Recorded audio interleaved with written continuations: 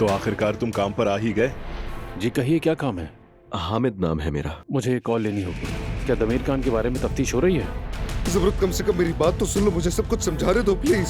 ज़मरुद, अदनान, ये समझना कि उस हादसे में मैं मर गई थी। ज़मरुद, आप तो मेरे करीब भी मत आइएगा। आफरीन है तुम पर। ऐसी बातें कहाँ से सीखी तुमने? ये खेल तुमने ही रचा है ना, ताकि इस घर की मालकिन तुम बन सको। खुदा का वास्ता, तुम अकेली नहीं रह सकती। अभी तुम कोमा से बाहर आई हो। हम दोनों ही जानते हैं कि आपको मेरा कोई ख्याल नहीं। मेरे रास्ते से हट जाओ। देखो जा रही है मेरी बच्ची, देखो। क्या हो रहा है? ये मक्कार मुझे नसीहत कर रही है।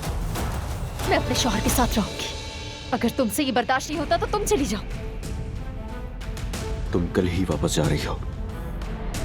ज़मरुद, मैं तुमसे इल्तिजा करता हूँ, रुक जाओ। अदनान, दूर रहो मुझसे। खुदा करे इसका गुस्सा उस हादसे की याद ना दिला दे। सोई भी शहजादी, प्लीज मत जाए। सोई भी शहजादी, मुझे यहाँ अकेला मत छोड़े। ज़मरुद और अदनान की असीम मोहब्बत जल्द तारीख का हिस्सा बन जाएगी। देखो तो इस मक्कार को।